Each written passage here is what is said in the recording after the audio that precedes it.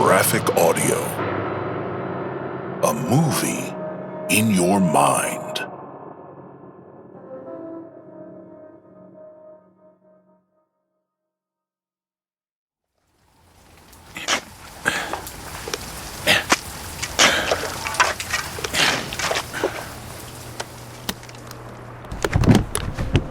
The hunter lifted his rifle from its case. He turned it in his hands and tested its weight. Running a palm along the stock and tightening the barrel in his grip, the hunter rested cool metal against his strong, calloused fingers. He then placed the weapon on a nearby table with a reverence equivalent to that of a mother and child. The rifle, a modified Remington, was one of a kind. Handcrafted for the hunter alone, built atop the bones of a classic Model 700. Its case was a coffin, lined with velvet and burnished with copper. It lay open and resting in the heart of his lair. Sergei padded from the room, which was situated at the center of his compound, a private sanctuary containing an accumulated lifetime of artifacts and memories. He walked deliberately, placing weight on his toes like a jungle cat, moving through his modest quarters, away from the casket and the waiting rifle, waiting to be used, waiting for the inevitable end of the affair. Not yet. Dressed in a cobalt robe barely cinched at the waist, Sergei moved to the rear of his townhouse, back where not even aides or servants dared tread.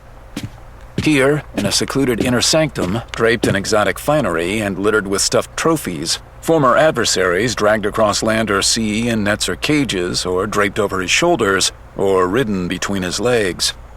Each had failed to best Sergei in his element, to defeat the hunter in his prime. He'd faced them all, from proud lion to mighty elephant, terrible tiger to sleek jaguar. They'd bared claw and tooth, roared and pounced, and Sergei took them one by one, claiming skin and bones for his own. Every animal, every beast. The hunter had proved victorious against them all. All but one. Sergei drew the curtains, shutting out light, and shrugged aside his robe. Bare and alone, dressed only in hunter's skin, he circled the room and nodded to his enemies. His gaze landed on the midnight blue of a fierce panther. He padded past the looming figure of a mighty ape, its arms raised as if to strike, but gave the imposing figure no notice. Arriving at a table in the back, where waited an array of potions and candles, hastily arranged on a small silver tray, he moved through preparations with little fanfare, distracted as he was by plans and memories. Thin purple smoke rose from wicks of incense to filter through the room. He swallowed the potion, the mixed herbs within serving to enhance his state of mind. He turned to the animals, stepped into the circle of beasts against which he'd proved his mettle and gained honor, and dropped to all fours. Sergei moved along the floor, the hunter no more, now adopting the ways and instincts of the beast, using the limbs provided to propel himself along, to crawl.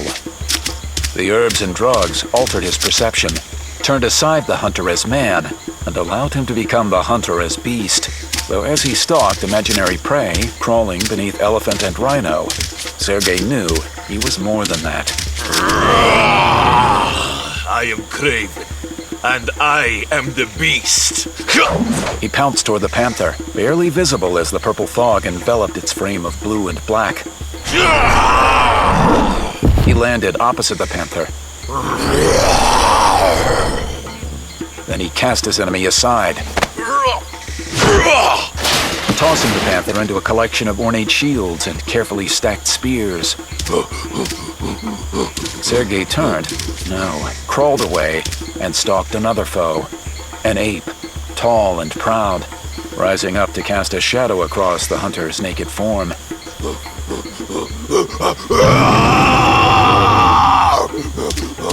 Sergei rose to meet the furred behemoth, lifting his arms to match the simian's own. He drove his palms into the underside of the ape's jaw, knocking head from body. The hunter reached out, grabbed the ape's body, and lifted it above his head, sinewy muscles flexed taut and firm from rage and exertion. Sergei smiled. cold and dangerous through gritted teeth. My mind is rage and glory. My heart, fire and pride. I am Kraven. My body is grace and power. Rearing back with both arms, Sergei slammed the stuffed ape to the ground, shattering it and sending pieces out across the room, among the rest of the watching creatures.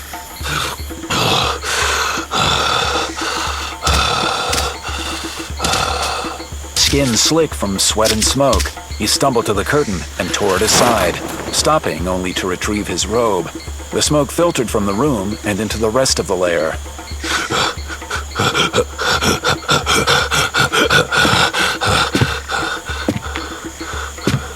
Following the hunter as he strode down the hall toward the front of the compound, Sergei paid the escaping smoke no mind, lost in thought and the mission at hand.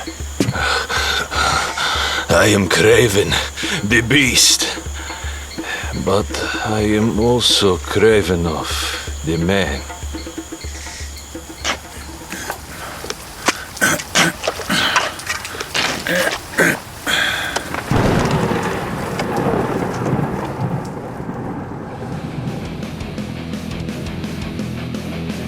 Graphic Audio presents Marvel's Spider-Man, Kraven's Last Hunt by Neil Clyde. Based upon the graphic novel by J.M.D. Mateus and Mike Zeck. Copyright Marvel. Narrated by Richard Rowan. With performances by Tim Getman, Bradley Smith, Chris Genebach, Alyssa Wilmoth, Terrence Aselford, Scott Graham, Laura C. Harris, Scott McCormick, Christopher Graybill, Eric Messner, Jacob Ye, Ken Jackson, Jonathan Church, Dylan Lynch, Yasmin Twazon, Joel David Santner, Gabriela Fernandez Coffey, Kenyatta Rogers, Tim Carlin, Elizabeth Jernigan, Michael John Casey, Todd Schofield, and Lily Beacon.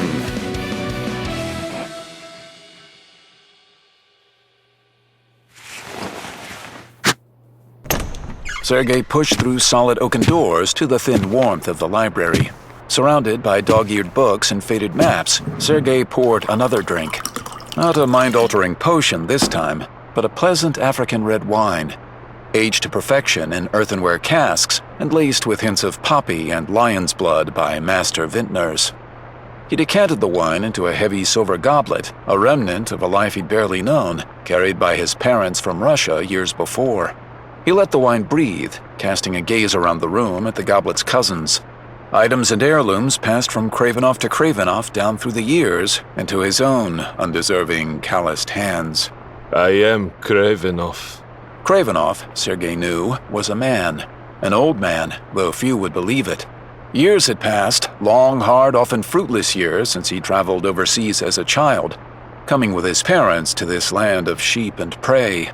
He had been nothing more than a cub, a mewling pup riding the seas with his mother and wet nurse, traveling to the shores of a land without honor or dignity. To look upon Sergei, his powerful form, his weathered face, and jet-black hair, the average person might see a man of 40 or younger, but the truth lay within the potions and herbs that Sergei imbibed. These herbs turned him from man to beast, from hunter to predator, but they also allowed him to retain youth, agility, stamina, and strength. In truth, Sergei Kravenov had stalked the earth for nearly a century, and he had learned much. This land was not alone in its lack of honor. There had been no more room in Russia for such things, for aristocrats or culture, for honor or human dignity. Once the Cossacks came, once man became prey, hunted by other men who were nothing more than beasts in human skin, once they came for Sergei's family and fortune, it became necessary to seek new fortune in a new world called America. But everything his parents had been forced to leave behind in their beautiful homeland, honor, dignity, pride, all of those things had been bred in Sergei's bones long before the Trotskys and Lenins dragged Mother Russia into the pit. He carried them alone inside his skin and within his cells, for the entire world seemed to have followed Russia's sad example. Where can one find dignity today?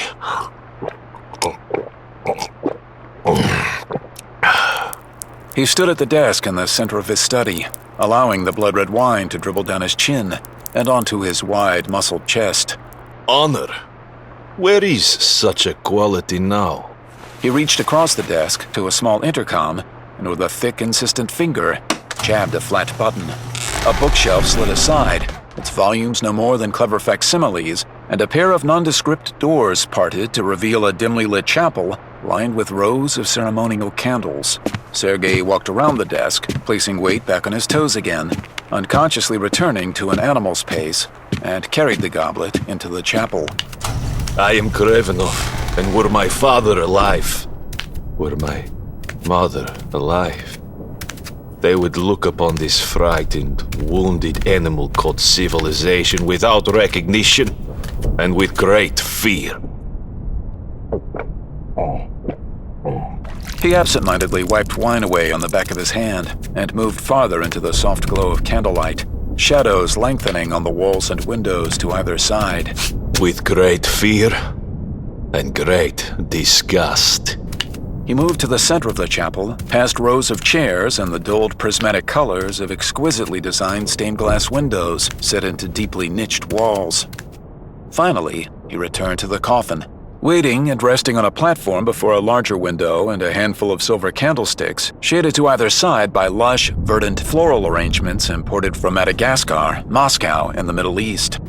Sergei ascended the short staircase leading to the coffin and cast a brief glance at the modified Remington he'd laid on a nearby table. He set the goblet aside, resting it on the lip of the open coffin, and placed his hands to either side, staring up at the unlit candlesticks and impassive decorative window beyond. I am the man. I am the beast. I am Kraven, the hunter. The hunter had found dignity in this world, but not in cities. No. The hunter had found it in jungles. He had seen honor, not in the civilized, those who existed in a society that claimed to be honorable, but in the primal. In those who knew no law but that of tooth and fang, of kill or be killed. And as the hunter, he had found morality, found meaning, not in culture or arts or in anything a supposedly civilized society created in an effort to prove itself better than animals. No, Kraven had found meaning in the hunt, and he had given his life to it. But time, like all good predators, had finally caught up with the hunter, and soon there could be no escape from its cage of flesh. Herbs, roots, potions, they could keep him alive, yes, as they had long beyond Sergei's allotted time, but no potion could rejuvenate the hunter's dying spirit, and no herb would heal his heart, corrupted as it was by the weight of a corrupted age. He had been a child, no more than a cub in his mother's jaws, carried along from one jungle to another, and in many ways, Sergei believed, he still was. But the meaning of the hunt had begun to fade, and the hunter's failures weighed upon his soul. His eyes ticked away from the window to the side table, where lay the rifle. I will die soon. I must die soon. He turned back toward the open casket and carefully ran his hand inside, caressing the velvet and what lay within. His jaw set. Sergei thought of Russia and his mother, of all the wrongs he'd endured since coming to America. His fist clenched, grasping the object inside the coffin, and fingers entwined with the face of his enemy, with the skin of the beast. Slowly, Kraven lifted his hand and pulled a garment from the coffin, crimson and blue, emblazoned with the 8-legged sign of the beast. He raised Spider-Man's costume to his face and traced the mask's wide white eyes with a thick, coarse finger. Tears ran unbidden from the corners of Kraven's own eyes as he contemplated the task before him and studied his prey. I will die soon. He stared deep into the unseeing eyes of the spider. He prepared for the hunt. I must die soon. He tightened his grip on the spider's mask. But not yet.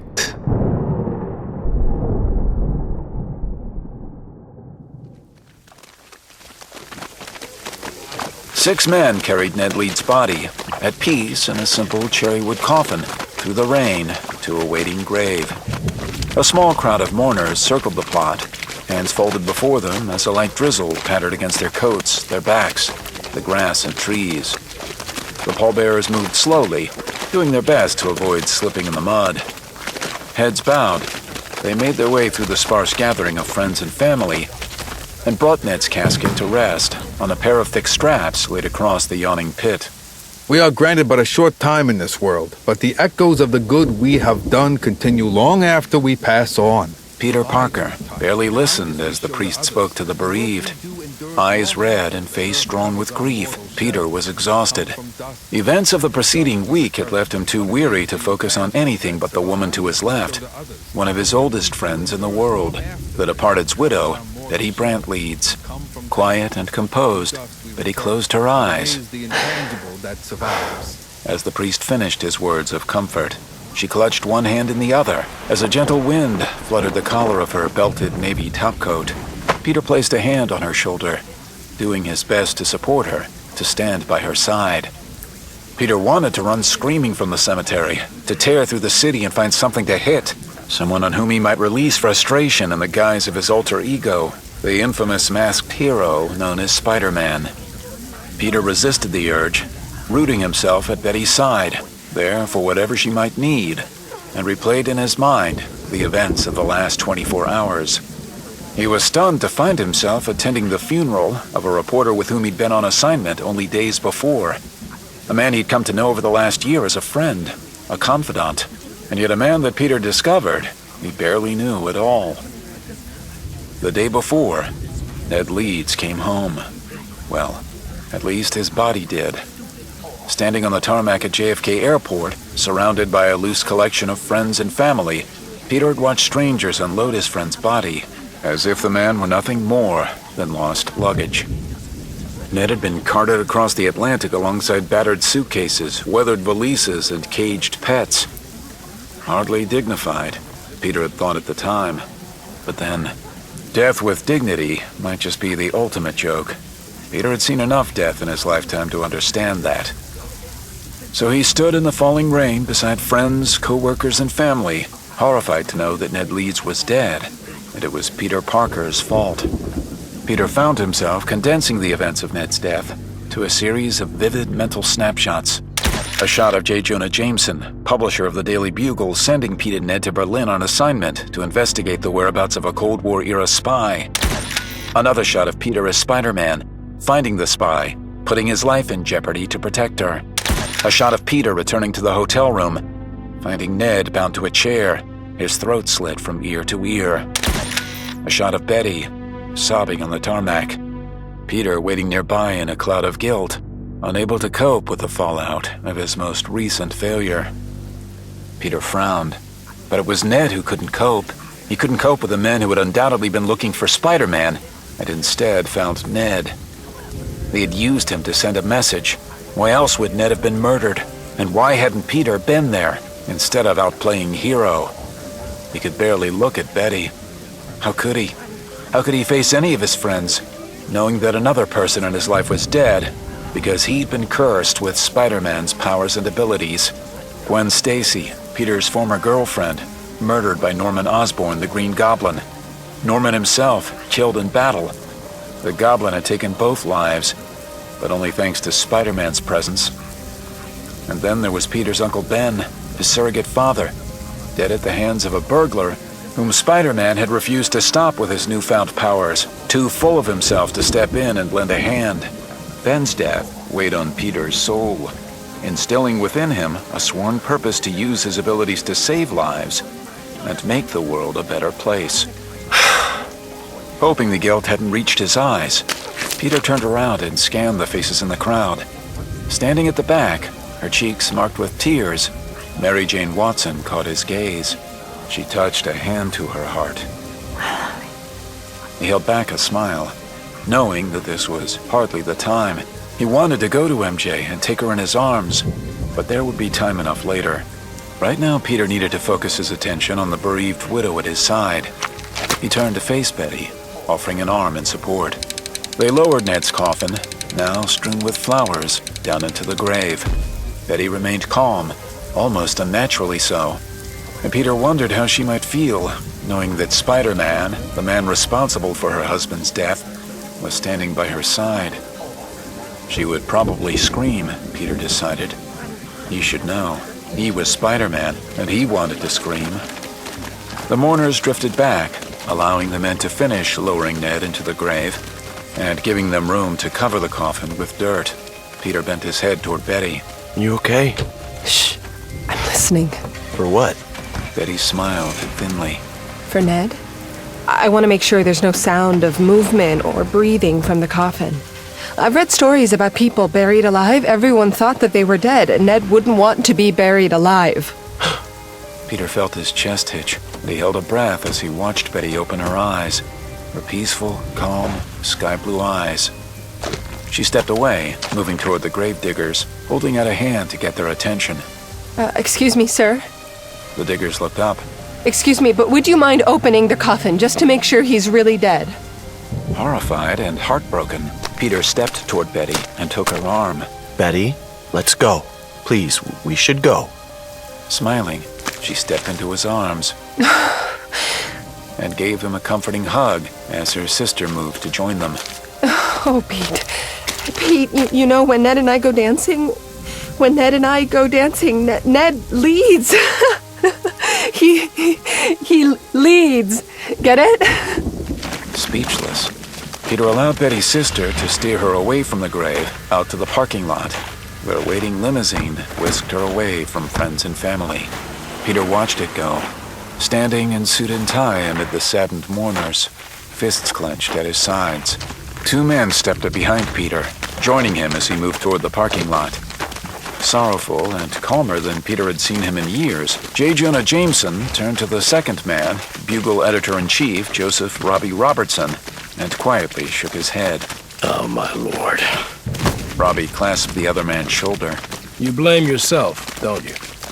Peter forced himself to stare at the departing limo, to stand and listen and not react.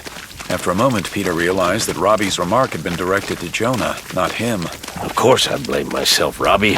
I'm the publisher. The buck stops here, and I'm responsible for that poor boy losing his life. Jonah gestured out toward the parking lot, where Betty's car had disappeared into the rain. I'm responsible for turning poor Betty into a widow. I've lost good men before, but this has to be the worst. Peter turned around at that, facing Jonah. I've destroyed a family. Tears glistened in his eyes. They stood there, the three of them, silently supporting one another and mourning a friend. After a moment, Jonah wiped his face and started to walk away. Robbie fell in beside him, patting Peter's shoulder as they passed. You know, it's a shame. I've been able to blame so many things on that rotten wall crawler in the past, both in print and in public. But this time I can't place the blame anywhere except on my shoulders. After all, the web slinger wasn't within 1,000 miles of Ned Leeds at the time of the man's death. For once, Spider-Man's hands are clean. Rooted to the spot, Peter Parker, the spectacular Spider-Man, stood by the grave of his dead friend and let tears course down his cheeks.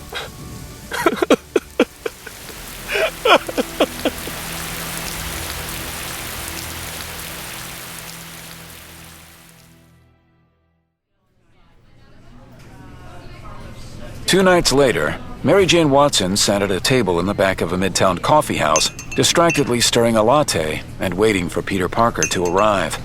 He'd called earlier, explaining that he'd need to stop by his apartment to change before joining her. She kept checking the door, prepared to spend the night discussing Ned and Betty, and ultimately drowning in their collective grief. MJ was dressed in black, her mourning clothes. She rarely wore black, gravitating toward trendier, hipper colors set against her long auburn hair. But everything about this week, the funeral, the weather, her frame of mind, felt dark and moody. Huddled in the corner, MJ hoped her dress might help her blend into the shadows, so she could be left alone with her thoughts. Some of those thoughts were of Ned's death and subsequent funeral, but most of them had to do with the bombshell Peter had dropped in her lap a few days before. Though she and Peter were dating, Mary Jane had attended Ned's service alone, allowing Peter to focus on Betty's needs. Pete and MJ's history stretched back a while, on again, off again, and now back on for good, she hoped. But Peter had known Betty even longer, and Mary Jane understood his need to be there for her in her hour of grief. There would be plenty of time for their relationship after. And truth be told, Mary Jane needed time alone to process the events of the preceding week. Specifically, she needed time to process the fact that Peter Parker, perennial wallflower, a grown man who ate and enjoyed his elderly aunt's wheat cakes, a man who barely had 2 cents to rub together and had been coached through more fashion emergencies than MJ cared to recount, this wonderful man whom she loved without question was an honest-to-God, red, black, and true blue hero. Peter Parker was Spider-Man. The night Peter had returned from Berlin, devastated by Ned's death, he'd knocked on her door and crumbled into her arms, weary, weeping, and unable to string 2 words together. Mary Jane had talked him down, consoled him as best she could. During the course of a long night of confession, Peter had tentatively revealed his secret. Years ago, during a high school field trip, he'd been bitten by a radioactive spider. The bite had granted him the speed, agility, and proportional strength of a spider, as well as the ability to stick to walls, and apparently a string of relationships that came and went due to Peter's inability to put them before his new heroic lifestyle. The webbing was Pete's own invention, as was his masked persona, a necessity, he explained, to protect those he loved. Unfortunately, that hadn't always gone as planned. Friendships had been abandoned, relationships ruined, careers and goals cast aside for the constant call of a city in danger, always in need of a friendly neighborhood Spider-Man.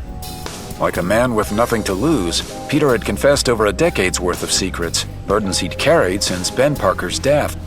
He'd allowed Mary Jane in, sharing his life as he had with no one else, and finally answering every question she'd ever had about him. She realized what the confession meant to Peter, and what it meant about them. And now she needed time to grapple with its magnitude and truly understand the implications. Peter Parker is Spider-Man. Realizing she'd spoken aloud, she looked around at the other patrons, but they were far too involved in personal dramas of their own to have overheard. She toyed with her drink, smiling despite the butterflies in her stomach. MJ was secretly pleased to be the only person in New York, and perhaps the world, to know that her boyfriend, a polite, quiet, on-hip science major with whom she'd been matched on an awkward blind date by their respective well-meaning aunts, was in fact the coolest, hippest, most glamorous person that Mary Jane Watson knew. But what drew her to him, what made him the man she loved, was the fact that he was the most upstanding, moral, responsible man she knew as well. And more often than not, that meant he was constantly thinking about how his life affected those around him. Ned's death had obviously opened Peter's eyes to his own mortality, while serving as another example that no one close to him was ever truly safe. Perhaps Peter's confession was his way of safeguarding Mary Jane, arming her with the knowledge needed to protect herself from Peter's life. Maybe he realized how vulnerable she was to the danger all around him. They'd rekindled their relationship just as the specter of Spider-Man touched someone within their circle of friends.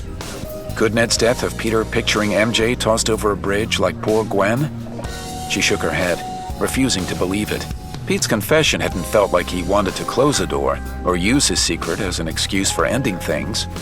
If that had been the case, if he'd really wanted to bring the relationship to a halt, he'd have used his oldest trick, disengaging in a cloud of mystery and walking away from all the good things in his life. A frustrating maneuver MJ once dubbed the Parker Shuffle. Instead, Peter had opened up, for the first time in his life, and that, to Mary Jane, felt like he hoped to embrace what they shared, to arm her with the information she needed to handle being Spider-Man's girlfriend. The only question was, could she handle it? That's why Mary Jane had arrived early, to give herself time to process it all and figure out what she planned to say. The coffee had gone cold, and she set it aside while craning to see the door. Peter Parker is Spider-Man. How strange, how wonderful, how perfect. As if summoned by her thoughts, Peter was suddenly there. Excuse me. At a glance, MJ could tell that something was wrong. His face was white, his clothes disheveled. He dropped into the opposite chair and wiped a hand across his face. Pete, you okay? Peter looked up with red, defeated eyes and let both palms fall to the table. Mary Jane took his hands in her own, gently caressing them. Peter, Tell me what's happened. Ned, What? What about Ned? he... Peter closed his eyes, as if the words pained him. I found out last night Ned Leeds was the hobgoblin. Mary Jane's heart went cold. She stood up and pulled Peter back to his feet. Come on, not here.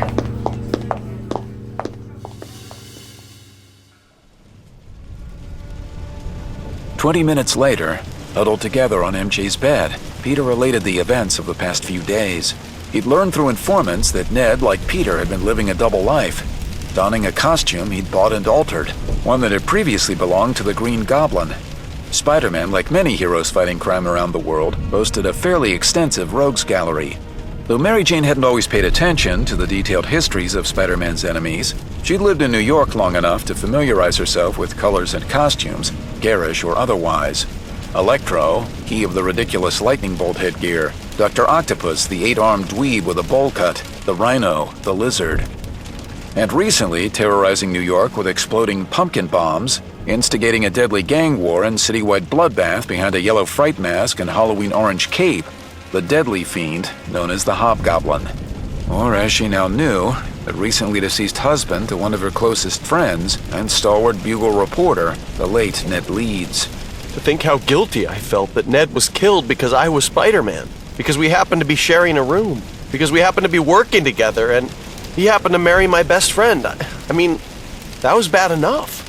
He turned to MJ, tears sliding down his cheeks. But this! Ned wore the mask of my greatest enemy. He dedicated his life to ending mine and nearly killed me at least 3 times this year.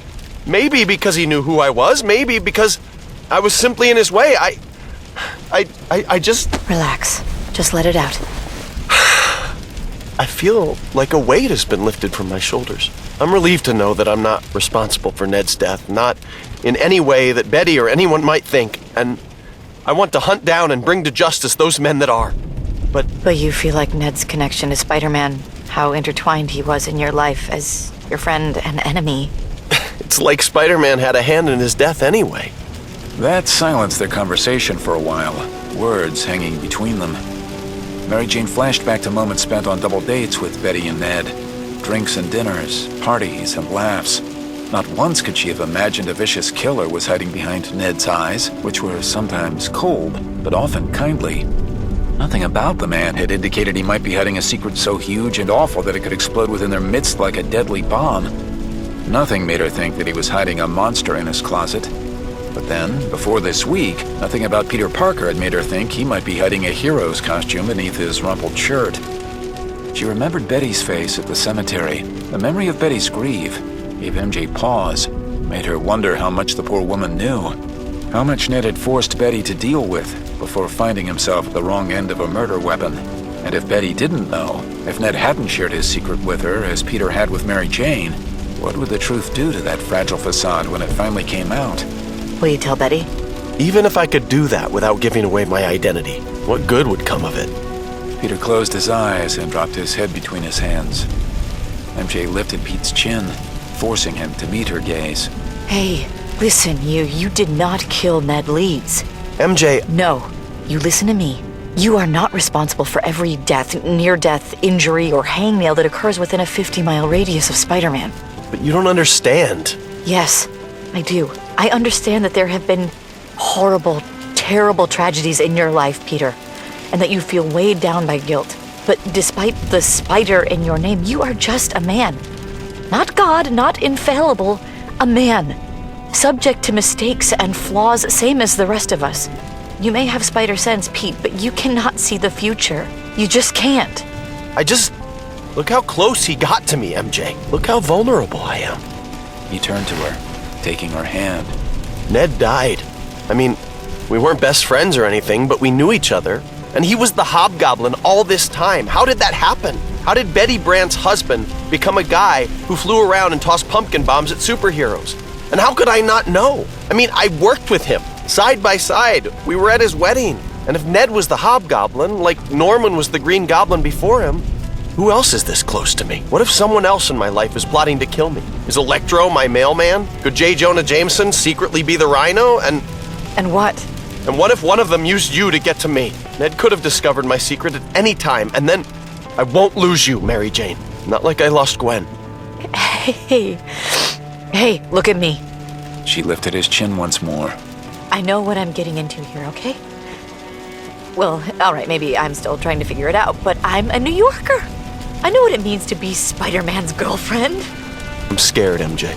I'm scared that... Don't be. Tough girl, remember? I can handle the Rhino. Or at least Stiltman, I'm sure.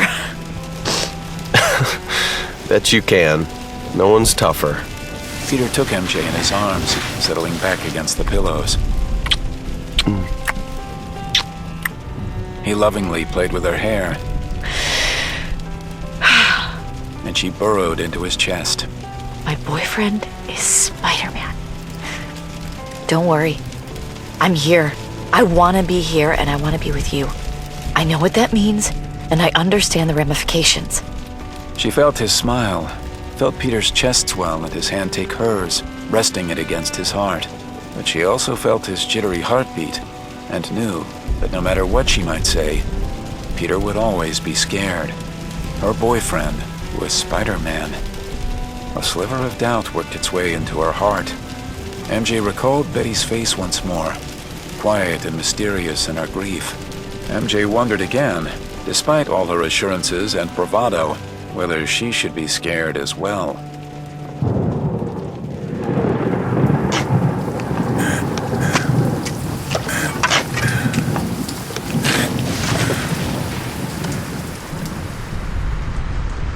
I am frightened. The hunter sat alone, naked on the glossy black floor, crouched in the middle of an empty space. The floor moved, its ebon polish shifting and lapping atop itself, rolling like a wave to all four corners of the sparse, sterile room. I am scared. He remained motionless amid a sea of skittering, scampering arachnids, allowing them to thread their way down from the ceiling on strands of shimmering, glistening webbing to land on his shoulders and his back, burrow into his hair, crawl over his skin, and then journey down his body to join their fellows spread out along the floor.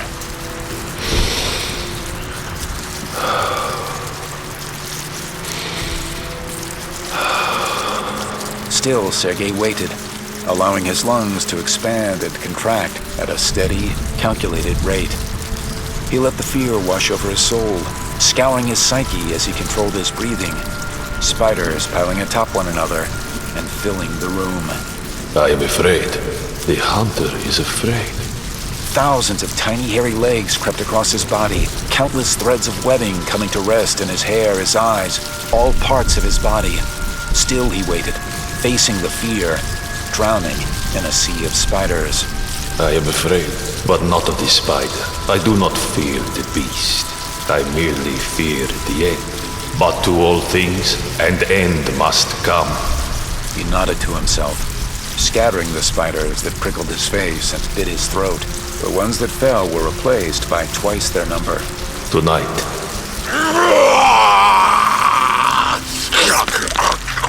Sergei reared back against the wall of arachnids. He curled his fingers into makeshift claws and pounced with lion speed and tiger's savagery, scooping up handfuls of spiders and lifting them to his mouth. Kraven the hunter began to feed, tearing apart the spiders as they squirmed from his teeth, using his tongue to force those he could down his throat. Tonight!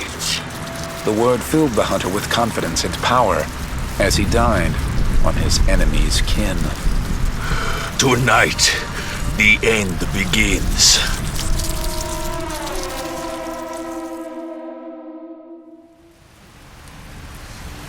Rain fell on the city that night, battering against skyscrapers. New Yorkers ran for cover, heading home to loved ones.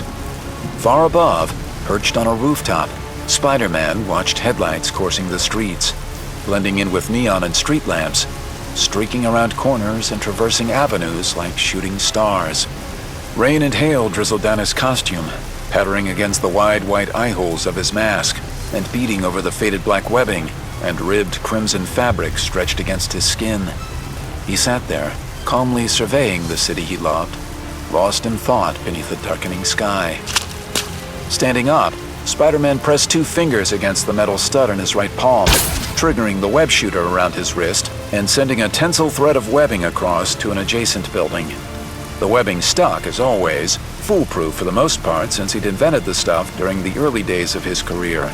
Back then, Peter's biggest concerns were what to do with his new fantastic powers and whether he might use them to get a girl.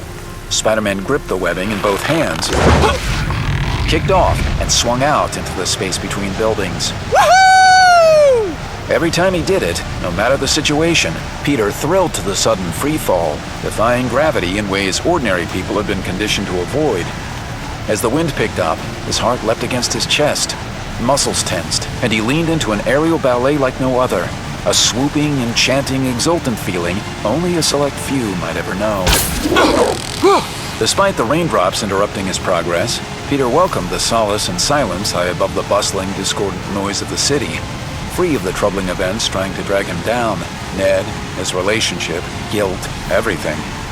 He closed his eyes and released the gossamer strand of webbing. Then he fired another at a dimly lit billboard, correcting his swing to the right with a graceful airborne flip as the physical world tumbled for a moment, matching the chaos in Peter's heart. Swinging from thread to thread, keeping his eyes peeled for situations that might require Spider-Man's attention, Peter made his way to the east side in no particular hurry. He was headed to a funeral, his second in the space of a week. Ned's had been a trial, emotionally painful and nearly impossible to get through without Mary Jane's support.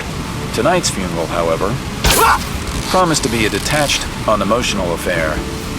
Actually, he hadn't even been invited. He'd learned about the service through back alley informants and underworld gossip. He took his time, deluding himself by pretending to patrol for crimes he might stop or lives he might save. Kittens in trees, old ladies crossing the street. At this point, Spider-Man would step in to direct traffic if it would keep him on his destination. He was sick of death and tired of mourning. Joe Face was dead, and why should Peter care? The last time Spider-Man had seen Face, the pudgy, ordinary crook had been boosting a truck full of Blu-ray players. The time before, he'd been henching for the Vulture, and Peter had dangled him from the edge of the Flatiron Building before delivering him to the police. Joe Face, just another street snitch. A two-bit thug he'd sometimes pump for information, and sometimes put away for petty crimes. No one of import, barely on Spider-Man's radar. So again he asked himself, why should he care? Peter landed on the low, flat rooftop of a dive called Jimmy's on the northwest corner of 20th and 3rd. How many Joe Faces had he known over the years? Too many to count. Peter crouched in the shadows on the edge of the roof, weighing the moment, tense and tentative as stinging droplets landed on his back. Men like Joe Face were minor obstacles to Spider-Man, small-time hindrances, faces in a crowd, and sometimes a means to an end. Ned Leeds was a name in the crowd. After a moment, giving in to the inevitable, Spider-Man made his way inside. Jimmy's, run down and splintered, had been closed for the night by its proprietor. The rickety chairs, loosely scattered around peeling, painted tables, had been shoved aside to make room for a simple open pine box resting against the back wall near a rusted jukebox a few yards from the dimly lit restrooms. No one stood behind the bar. Rows of dusty, unevenly filled bottles lined a wooden shelf behind an ancient cash register. On the walls hung a handful of pun-laden posters that relayed vaguely humorous bar rules, and a flickering Miller Lite sign that had probably been installed shortly after the invention of neon tubing. The bar was empty apart from a small gathering of blue-collar types circling the coffin, hands clasped before them or stuffed into their pockets as they looked down at the peaceful corpse of poor Joe Face. Jimmy, dressed in bartender shirt sleeves and a small black tie, stood to one side, with a bowl of crumpled dollars on a chair. Peter slunk in through a low window above the bar and crawled along the rafters, doing his best to stay silent and stick to the shadows. He edged forward to listen to the last words anyone would say to Joe Face. Poor stupid sap. Joey didn't leave behind no money, and no family to speak of. We're all you had, Joey. And this... Jimmy gestured outward to the bowl of money, the sparse attendants, and the stained casket. This here's the best we could do. He reached down and took the bowl, lifted it, and presented it to Joe's body, as if the dead thug might accept the cash and stuff it in the pocket of his faded jeans. We got up a collection for you, Joey. Figured the least we owed you was a decent box and a piece of ground. Maybe someday somebody'll do the same for... Hey! Jimmy glanced up then, reacting by instinct. He sensed Spider-Man's presence, and when he looked up, so did the others. Each saw the blood red of his costume, bright white of his eyes, and deep rich black of his emblem, blending with shadows that had failed to keep him from being spotted. Holy jeez! It's... Spider-Man slowly dropped from a thinning web line. Most of the patrons, scared and shocked to find the hero in their midst, started running for the door. Landing before the casket, Spider-Man pivoted and fired at the door, webbing it shut. Stop! The men turned in horror, waiting for Spider-Man's blows and quips to begin. But Peter was in no mood. This bleak affair, after all, was a funeral. And besides, Spider-Man was a mask, a myth, a lie. I didn't come looking for trouble. The barflies hesitated, but Peter didn't plan to play the hero tonight, because that's all he ever really did. Sure, it'd be great if putting on the costume miraculously changed the man beneath, turned him into someone else, but it couldn't. It didn't. Beneath Spider-Man's mask was just plain old everyday Peter Parker. Just a man, like the dead man in the box behind him. And in the end, maybe Peter did care about Joe Face. He held out his hands, beckoning the crooks as he crouched next to the rickety pine coffin. I just came to say goodbye. Respectfully, he turned to face the deceased. The men drifted back from the door, then started circling the hero and the corpse. One of them, balding, red-faced and sweating, a criminal lifer if Peter had ever seen one, pulled a handgun from beneath his coat. Jimmy caught the motion and reached out to stop the man. Harry, no! You kidding? I nailed that wall-crawling freak, and my rep's made in this town. Harry came up behind Spider-Man's back. Peter whirled around and pointed a finger at the gun, the threat implicit in the blank staring whites of his eyes. Harry stumbled, fell back against a chair, and sat down. Peter turned his hand, pressing 2 fingers to his palm. He raised it toward Harry. Don't even try. Sweating even more than before, Harry dropped the gun and raised his hands in surrender. Peter nodded, then reached into the waist of his costume to pull away a small stack of crumpled bills. He placed it in Joe's donation bowl and turned to Jimmy. A decent box and a piece of ground. Jimmy nodded, along with a few of the other men. But not a single one stepped forward to commiserate, to accept the masked hero in their time of grief.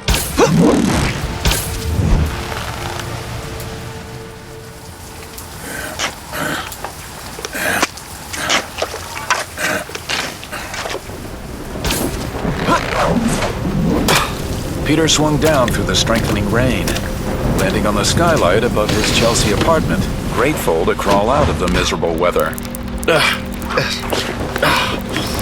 Inside, he stripped away his costume and hung it over the closet door, mentally reminding himself to wash it as soon as possible, and fell onto his bed. Gathering the blanket to his chest as he let the day settle and his thoughts run away. It seemed funny that he was out there facing death every day, but he never really thought about it.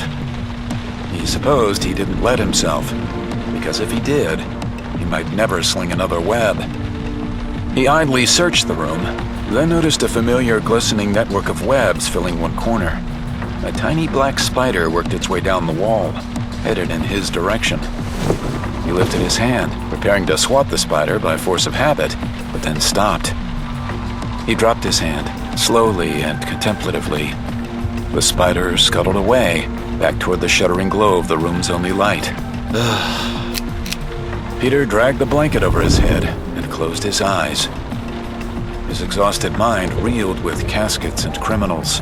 He tried to sleep, but found himself tossing and turning for hours, haunted and hunted by the night's events. He knew that one day, he was going to die. But not yet.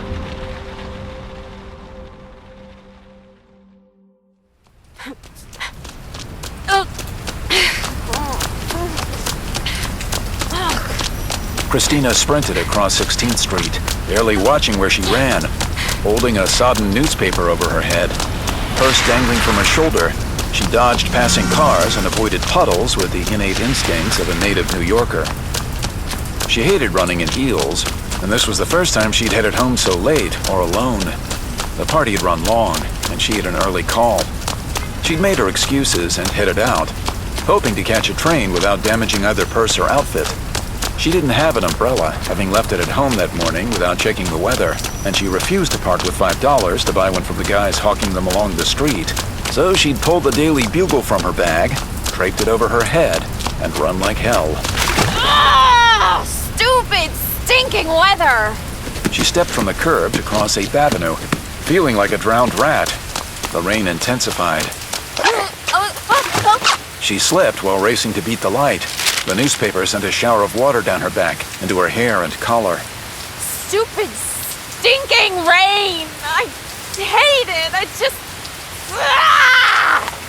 Something darted across her path, splashing in the pools around her feet. Something small with long ears, wet whiskers, and a sleek furry coat.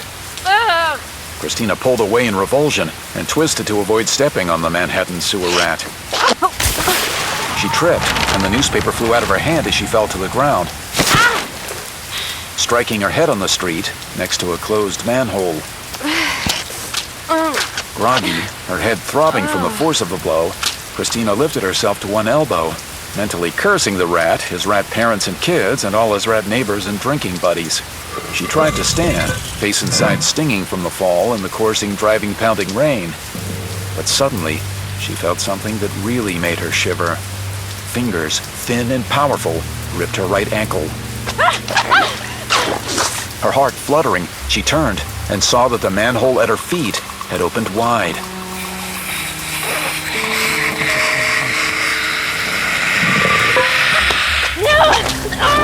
Too frightened to scream for help, Christina dug her nails into the street and desperately struggled to escape the clutching, clawing fingers digging into her skin.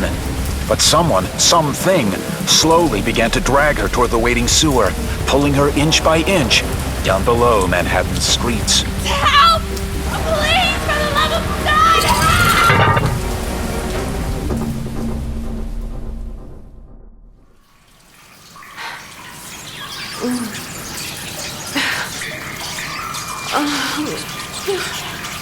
She blacked out for a while.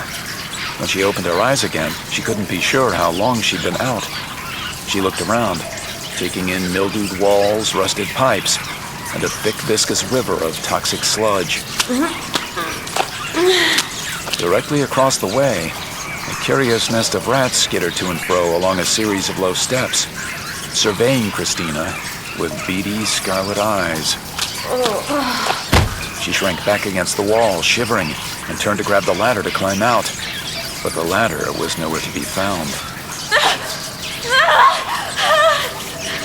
Someone had moved her.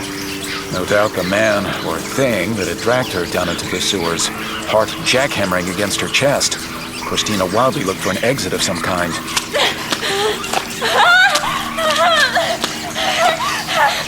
Her broken heel scraped along the cement, and something large moved in the darkness, splashing toward her.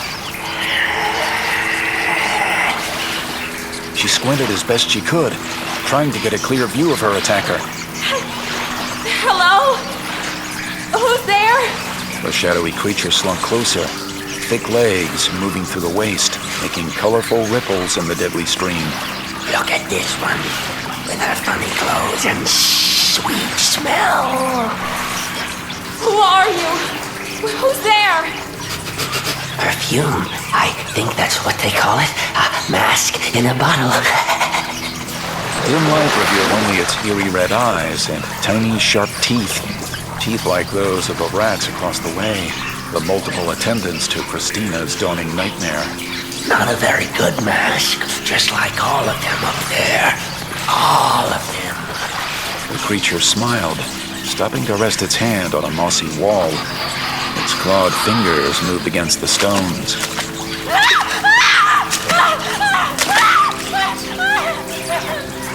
The thing moved out to where she could see it. A filthy coat of matted fur, brown and tangled, covered its shoulders, chest, and arms. Pointed ears stuck out from a rodent skull. The thing's nose wriggled. It was searching for something through the foul, stifling scents of the sewer. Under the smell, a stink worse than mine. The creature screwed up its face, turning uglier than Christina could have believed as it moved into what passed for light in the sewers. Shrinking back as far as possible, Christina held a hand to her heart as a giant rat man loomed over her, casting shadows across her face. But oh, how they like to pretend they're better than us. Oh, how they like to pretend. It's because of them that we have to hide down here, hide down in the dark. Them, these soft people in their funny clothes and their sweet smells. They run like rats, everyone, but in the end, they're no better than us, are they, Edward? Edward? Is that your name? The creature's breath washed over Christina in fetid, strangling waves. My name is Vermin, not Edward. Vermin! And vermin began to feed.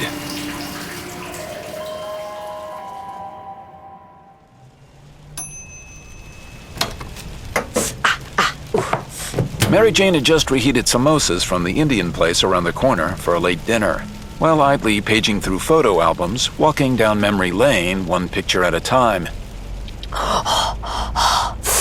Her conversation with Peter had left her awash in questions and realizations. Events from their shared history haunted her in new and revealing ways. The further she ventured into the past, the more the samosas seemed to unsettle her stomach. Eventually, she set them aside, realizing that the uneasy feeling in her gut might have stemmed from more than a rancid helping of spiced potatoes and peas. Suffering under the roof of a crooked and abusive father, MJ had developed a skin tough enough to weather any hardship, masking inner turmoil with a fun party girl facade that she dropped on limited occasions and only for a select few. Peter Parker at the top of the list. Her romantic history hadn't made things easier for her. She'd always jumped from boyfriend to boyfriend, afraid to be tied down and end up in the kind of relationship she'd seen her parents muddle through until her mother had passed. And so MJ had rotated the men in her life, ensuring that she always had another to jump to whenever a relationship began to grow shaky. Harry Osborn, half the men in Hollywood when she'd lived there, and Peter Parker, of course, who brought a whole new level to shaky relationships. To be fair, Mary Jane had half guessed he might be Spider-Man long before Peter had revealed his secret. His constant disappearances during high-pressure situations, the sudden arrival of a certain wall crawler moments later, all the signs were there, but she'd forced them out of sight and out of mind like the rest of the drama in her life. She didn't need more pain or hardship in her free-spirited, intentionally superficial lifestyle.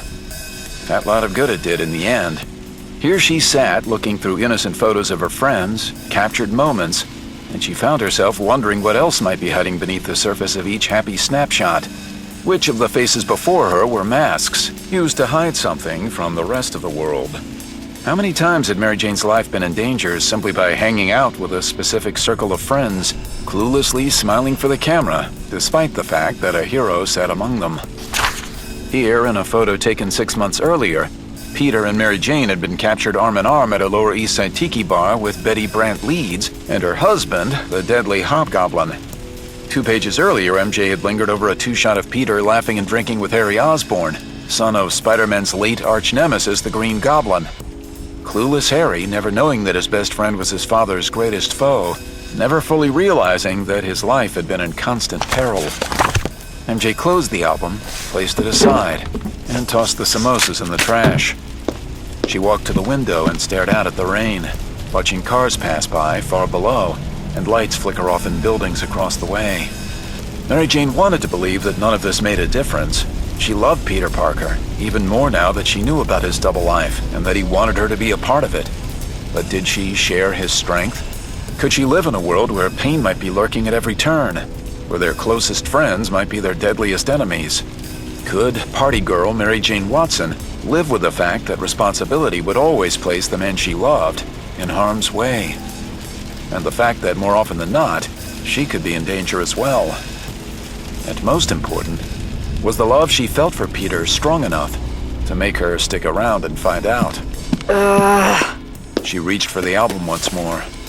There would be no sleep tonight. She paged through the photos yet again, searching the frozen eyes of friends and confidants, wondering about hidden secrets, and contemplating all the ones she knew.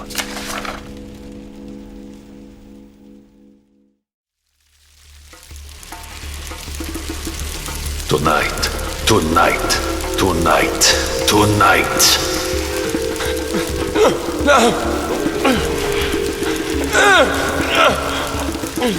A hand reached from the darkness, cold and wet, covered in dirt, with ragged fingernails. 8 hands stretched toward him, 4 on each side, black and monstrous, grasping.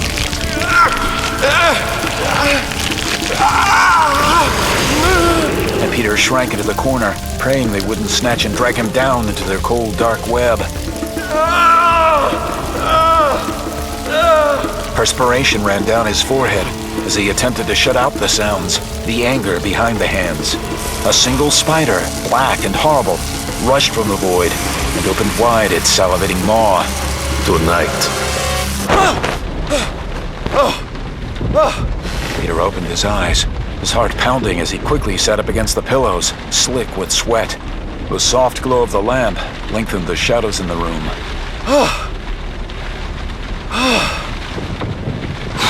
Slowly, Peter caught his breath and calmed down. It had been a nightmare, nothing more. Only a dream. Cold and dark and wet. There had been things crawling atop his body. He couldn't breathe, couldn't move. I gotta get out of here.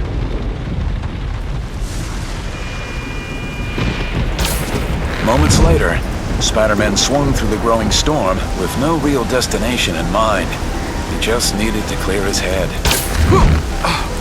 He turned uptown toward Times Square, hoping that the lights and hubbub might draw out a target.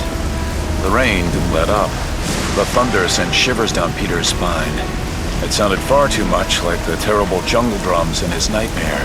He fired a strand of webbing with his left hand, shifting to grab it with his right. Then turned up 6th Avenue. He swooped up and over the buildings to where the sky opened up and he could swing free. He couldn't stop shivering, and his stomach was wound in knots. He had to keep moving. If he simply kept moving, if he forgot the dream, everything would be all right. Spider-Man swung north, eyes front, and focused on his destination, completely oblivious to the fact that he was being hunted. Kraven watched and waited from a rooftop 2 blocks away. Tonight.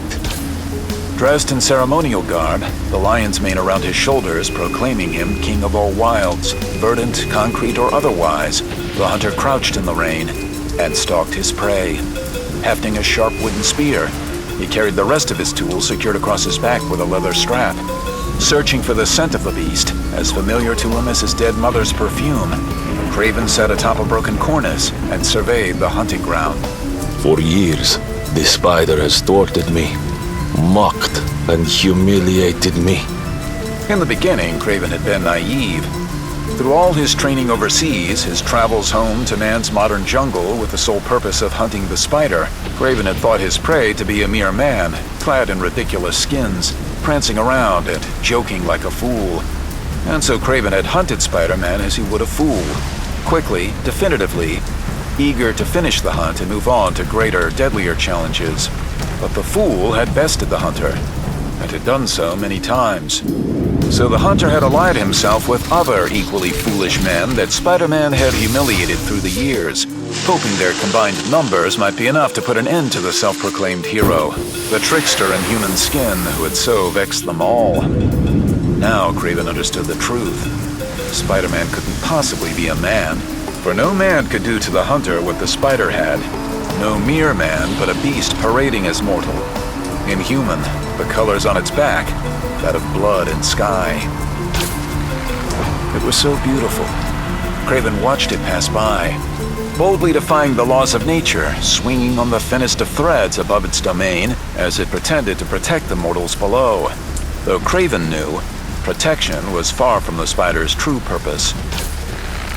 You exist to test me, don't you? To taunt and challenge me, and mock the hunter until he has regained his honor. I cannot rest. Following the spider, shadowing its every move, Kraven paced his foe through the concrete canyons.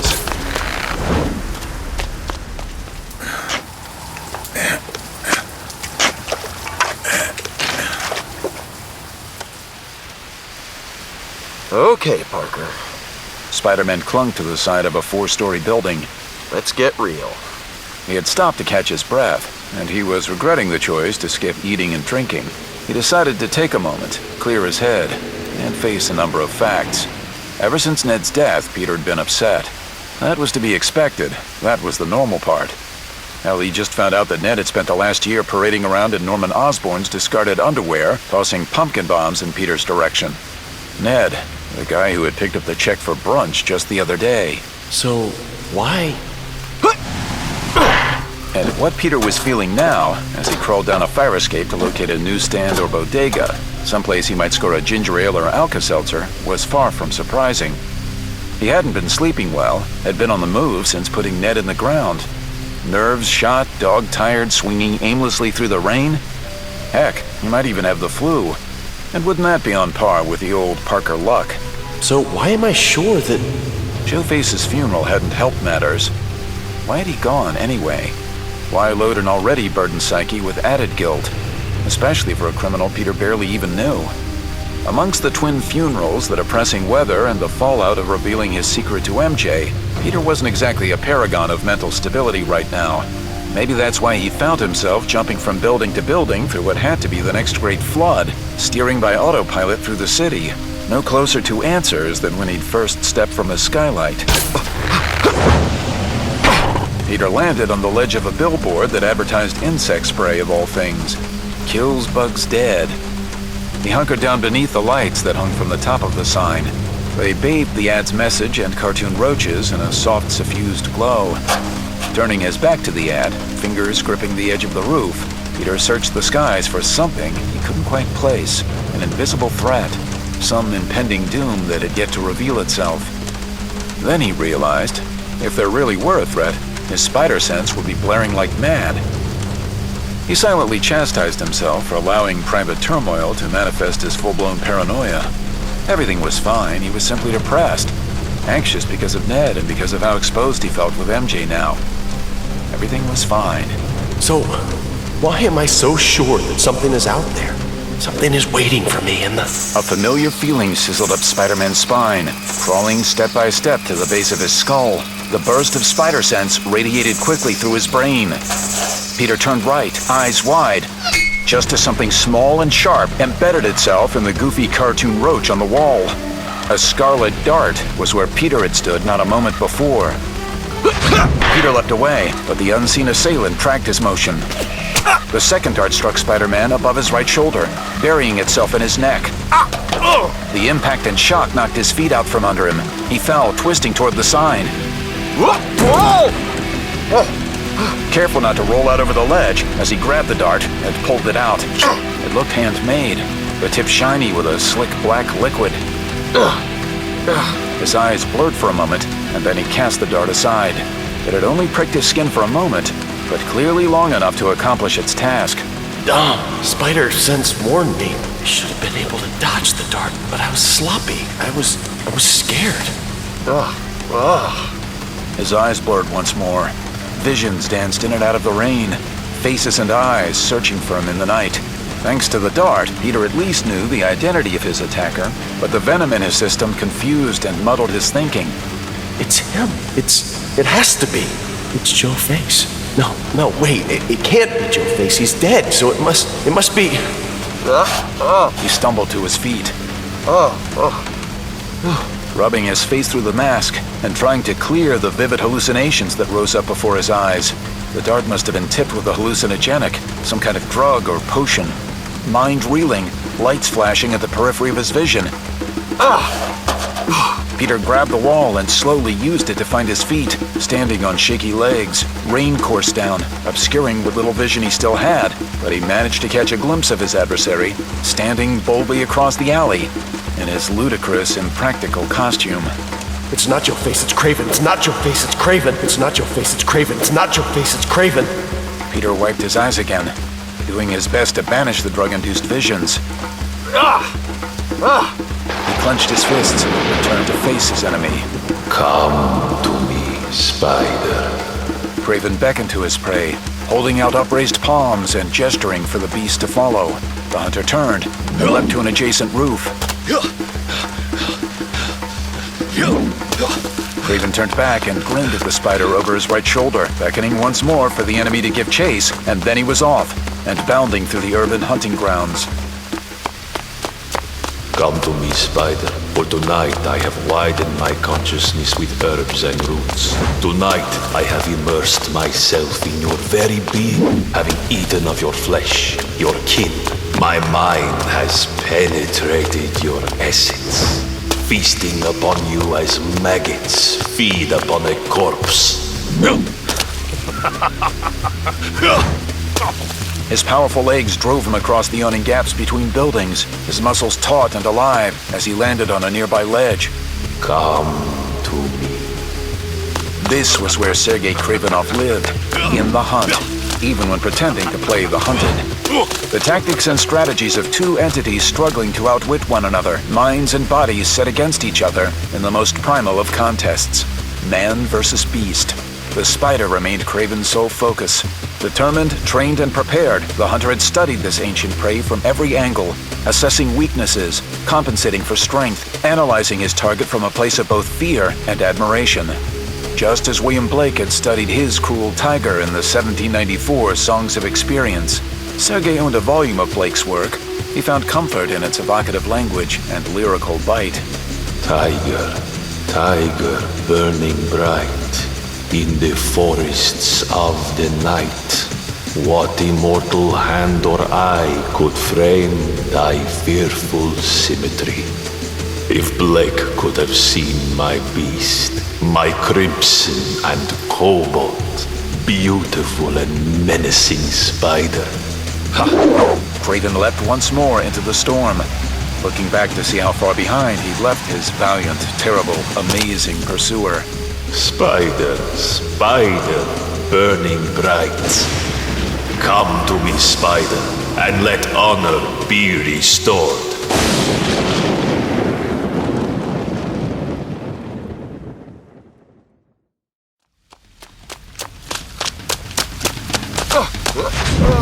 Spider-Man followed, unsteadily chasing Kraven across the rooftops of New York while trying to maintain his clarity and composure. The poison, or whatever Kraven had drugged him with, had begun to affect Peter's equilibrium. He was forced to crawl, run, and jump instead of using his web lines, landing on a low rooftop before a faded brick exterior. He took a minute to catch his breath and look around, scanning for secondary points of ambush or wild animals Kraven might use to pen him in. Kraven the Hunter. Hardly A-list caliber, old Lionface had never been worth the time it took to send him packing. Perusing the official Spider-Man Rogues Gallery handbook, the average bystander might place Kraven the Hunter somewhere near the bottom, above the fabulous Frogman, but far below heavy hitters like Dr. Octopus or Electro. In fact, Peter often wondered why old Doc Ock had once allied himself with the king of the jungle. When stripped of his toys and his collection of wild, exotic, dangerous animals, Kraven had rarely proved much of a threat. And here I am, woozy and weak. With great power comes great stupidity. He shook the cobwebs from his head and started after Kraven once more, hopping a small distance between neighboring buildings. He steadied himself against a chimney, moving around and preparing to jump, but stopped short as Joe Face appeared. Only it couldn't be Joe Face. Because you're dead. Peter shook away the vision. Kraven the Hunter took Joe's place, holding a spear, which worried Peter because it had happened so quickly, with no warning from his spider sense. Kraven struck Spider-Man across the face with the spear, knocking him from the chimney down to a rough-hewn balcony. Stunned, Peter landed on his back, his neck striking the balcony's edge. Pain radiated up and around his skull. He frantically moved his fingers and toes to discount the possibility of spinal damage. It made twice now that he'd let Kraven get the better of him. Twice he'd let this muscle-bound third-rater catch him unaware. What is the matter with me? Muscles are getting stiff. I can hardly lift my head. Yep, drugged all right. He got to his feet and turned away, putting Kraven at his back despite the danger. If he could hang in a while longer, Peter figured his recuperative powers would kick in and halt the effects of Kraven's dart before it was too late. He lifted his arm, an act that took every ounce of strength he had to spare, and pointed 2 fingers out at the void. He pressed the other 2 fingers into the center of his palm, but before he could release the webbing and swing away from danger, Kraven struck the back of Spider-Man's knee with the blunt end of his spear, throwing him off balance and sending him back to the ground. Though his first instinct was to favor the pain, Spider-Man scrambled to his feet and tried to escape, but he'd lost the moment. Kraven dropped down from above and landed on the flats of his feet like a jungle cat. Pain blossomed in the back of Spider-Man's skull again, along with the throbbing in his leg.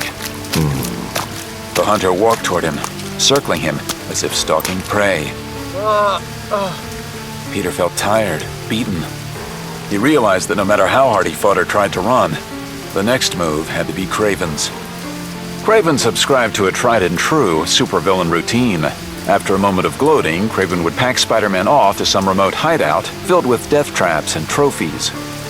There, Kraven would spend several hours ranting and raving about his purpose in life, how he planned to be the man who defeated Spider-Man, lording it over all the other guys who tried and failed. And during that time, while Kraven preened, Spider-Man would figure out a way to defeat him. He simply had to wait for the right opportunity, and everything would be fine. Kraven tossed the spear over the building and leaned forward, gesturing for the spider to take his hand. The spider, the beast, stared at it for a moment, hesitating, no doubt suspecting a trick. Then it regained its footing and rose to face the hunter. The spider backed away, conspicuously seeking an exit. But Kraven held his arms wide and contained his prey, heading left and right in a semicircle around the beast, forcing the spider away from the ledge and pinning it against the building. The spider lunged with its right arm, and Kraven gracefully evaded the blow. More punches followed, along with a kick. The hunter stepped aside and around, embracing the give and take of battle, widening his smug grin to unsettle his foe. The spider had seen better days. Visibly exhausted, the spider barely had the strength to stay upright. Kraven beckoned once more, grinning like a hyena. Come to me, spider. Here in the elements, in the sight of God and man. Come to me, face me, hunter to hunter, for I fear you no more. Spider-Man responded with a roundhouse kick. Kraven blocked it and countered. A crippling jab to his opponent's solar plexus. The spider stared up at Kraven from the floor, clutching its gut. Some hunter! You had to cheat to win, didn't you, Kraven? Cheating? No, this night I fought with honor. So to even the playing field, I honor what will surely be your last request. Retrieving another dart, Kraven held it out before the spider, displaying it to his foe as if it were a magic trick, ensuring that the beast knew it for what it was. Then Kraven turned the dart on himself and jabbed it into his own chest. The tranquilizer entered his bloodstream, mingling with the herbs and potions already heightening his senses, bringing Kraven to the edge of ecstasy. Thus, he had evened the odds in this initial phase of the hunt. Casting the dart to the ground, Kraven stepped away from the spider and made a sweeping gesture with his arm, silently allowing his enemy to run should it so desire. Then Kraven melted back into the shadows. Confused for a moment, Spider-Man moved to the edge of the roof and stepped into the void and swung for safety. Eventually, inevitably, the hunter followed.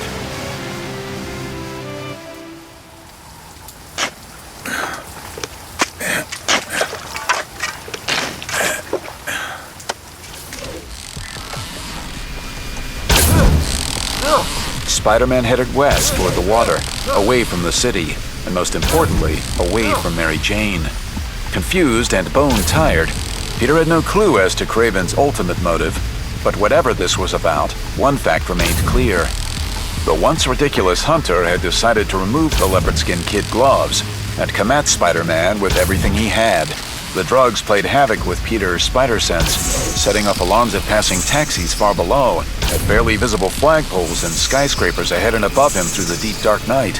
He had to move and move fast to get away before Kraven caught up with him. As always, Spider-Man wanted to make sure no innocents would be harmed in the battle to come. But if Kraven's ambush hinted at something larger, something grander than what it seemed, Peter needed to take stronger measures. He had to lure Kraven far away from the ones he loved. His head pounding, his hand slipped, and Peter fell one story, righting himself only by reaching out and sticking to a nearby wall. He wanted to stop, to catch his breath, but the atomic bomb exploding throughout his skull had him picturing Kraven at his heels, and all he could see before him were Joe Face and Ned Leeds, their hands folded, dead and buried.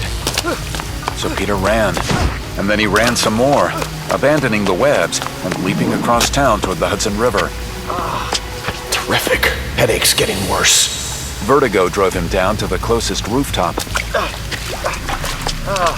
Scrambling for the safety of darkness, he crawled down to hide beneath a heavy metal vent. But movement at the edge of his peripheral vision made Spider-Man realize that he'd been fooling himself. The Predator had been nipping at his heels every step of the way.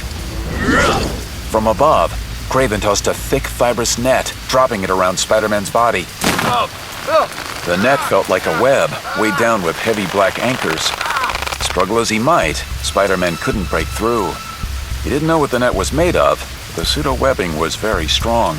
Even at full strength, Peter would have had trouble with it. The way he felt now, freeing himself would take all night. So he gave up trying to break free. Waiting for what might come, he crouched on the ground as Kraven approached from the opposite end of the roof.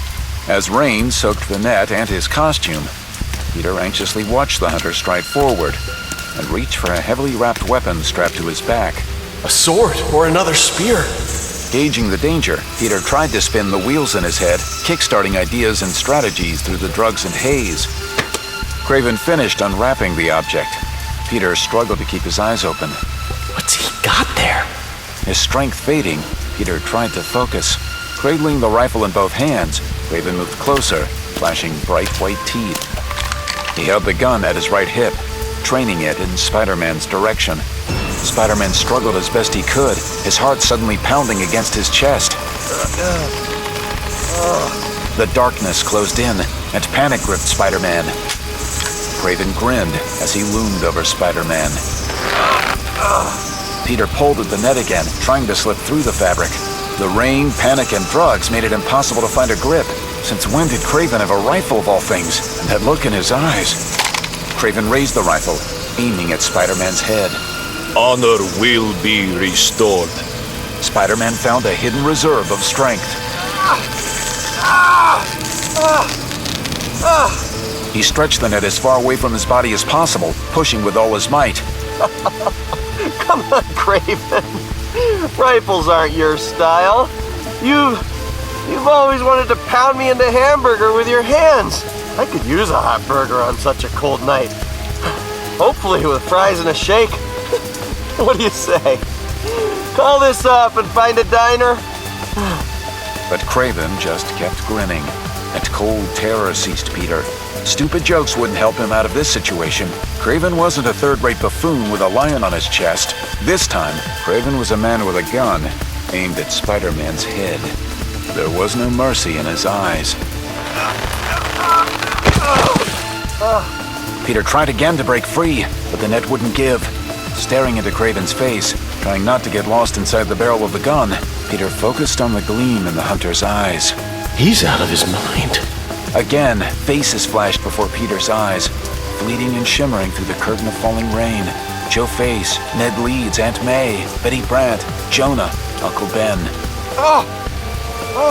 Mary Jane! Spider-Man reached out imploringly to the hunter through the gaps in the net. Wait! Kraven! Don't!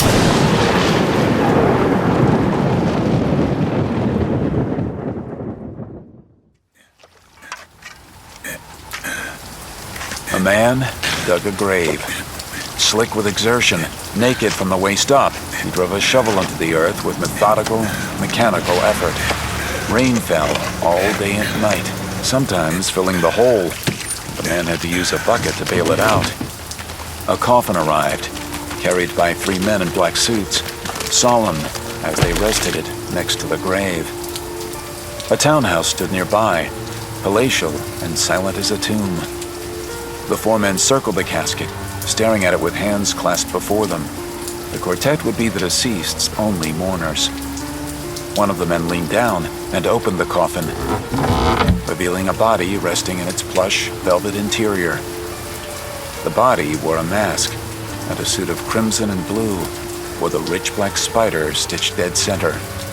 Quiet and serene, hands folded across his chest, the deceased stared up at the falling rain with blank white eyes, droplets falling against the fabric and against the burnished copper coffin. The mourners hung their heads, eyes closed in prayer and reflection. After a moment, the man who'd opened the casket closed it. The other 2 pallbearers lifted the coffin and, hefting it onto a pair of red straps, lowered it into the grave. The man who'd opened the casket stepped forward and took up a shovel. Sergei Kravenov stepped back and wiped away a tear.